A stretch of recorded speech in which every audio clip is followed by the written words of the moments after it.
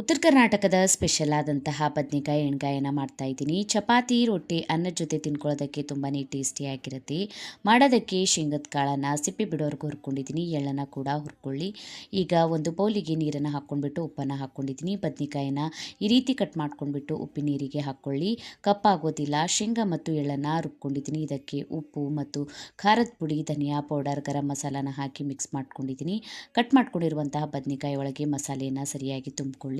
ಈಗ ಪ್ಯಾನನ್ನು ಬಿಸಿ ಮಾಡ್ಕೊಂಡ್ಬಿಟ್ಟು 4 ಟೇಬಲ್ ಸ್ಪೂನಷ್ಟು ಎಣ್ಣೆ, ಸಾಸಿವೆ, ಜೀರಿಗೆ, ಕಟ್ ಮಾಡ್ಕೊಂಡಿರುವಂಥ ಈರುಳ್ಳಿ, ಕರಿಬೇವು ಸೊಪ್ಪು, ಶುಂಠಿ ಬೆಳ್ಳುಳ್ಳಿ ಪೇಸ್ಟ್, ಟೊಮ್ಯಾಟೊ ಹಣ್ಣನ್ನು ಹಾಕಿ ಸಾಫ್ಟ್ ಆಗೋವರೆಗೂ ಬೇಯಿಸ್ಕೊಳ್ಳಿ. ಈಗ ಇದಕ್ಕೆ ಬದನೆಕಾಯನ್ನು ಹಾಕಿ ಸ್ವಲ್ಪ ಫ್ರೈ ಮಾಡ್ಕೊಳ್ಬೇಕು. ಆಮೇಲೆ ಇದಕ್ಕೆ ಹುಣಸೆ ಹುಳಿ ಮತ್ತು ಉಳಿದಿರುವಂಥ ಮಸಾಲೆಗೆ ನೀರನ್ನು ಸೇರಿಸ್ಕೊಂಡ್ಬಿಟ್ಟು ನೀರನ್ನು ಹಾಕ್ಕೊಂಡ್ಬಿಟ್ಟು ಬದನೆಕಾಯಿ ಬೇಯೋವರೆಗೂ ಬೇಯಿಸ್ಕೊಳ್ಳಿ.